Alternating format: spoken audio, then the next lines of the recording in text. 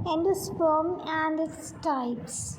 Endosperms क्या है? Endosperm is the most common nutritive tissue है जो कि यूज़ करते हैं डेवलपिंग एम्ब्रियो को एंजियोस्पर्म्स में। जिम्नोस्पर्म्स में रिप्रेजेंट करता है फीमेल गेमेटोफाइट को, whereas a female gametophyte in angiosperm differentiate करता है बिफोर फर्टिलाइजेशन और हैप्लॉइड है, और एंडोस्पर्म जो है वो प्रोडक्ट ऑफ फर्टिलाइजेशन है, usually triploid. After double fertilization से एग बनता है। एग को हम कहते हैं जाइगोट, और fusion of product of polars और second male gamete is termed as a primary endosperm nucleus.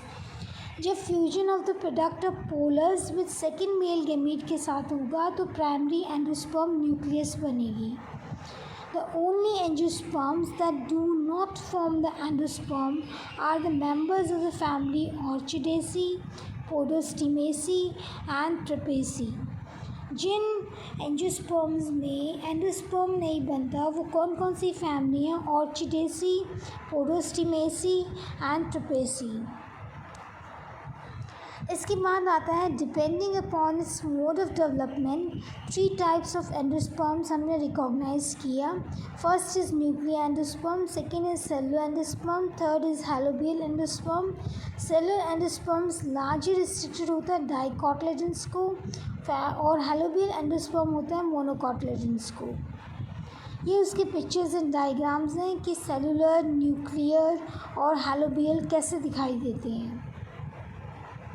Nuclear endosperm करने के लिए in this type of endosperm में division of primary endosperm nucleus और फ्यू सब्सिक्वेंट न्यूक्लियर डिविजन्स होते हैं जो complete नहीं होते हैं, जो नॉट एकम्पनीड होते हैं बाय वॉल फॉर्मेशन। इसके रिजल्ट्स में क्या होता है? सेंट्रल सेल जो एम्ब्रियो सेक का होता है वो फॉर्म्ड होता है few several thousand nuclei freely suspended in the shape. Such condition of endosperm persist करती है और कंज्यूम्ड करती है डेवलपिंग एम्ब्रियो को, और it may be become cellular at the stage. Later in case में जिसमें सबसे ज़्यादा कॉमन है उसमें वॉल फॉर्मेशन मोस्टली सेंट्रीपिटल है, और डिग्री ऑफ सेलुलराइजेशन जो है वेरीज करता है विद ग्रेट डील। एग्जाम्पल क्या है? Many endosperms become completely cellular, लेकिन फेस्यूलस में सेलुलराइजेशन अकर करता है ओनली अराउंड द एम्ब्रियो के अराउंड पर। और क्रेटल एरिया में क्या होता है? The formation is confined to the upper region of the embryo sac, and chalazal region remains free and nuclear, and it often elongates and behave like a histodium।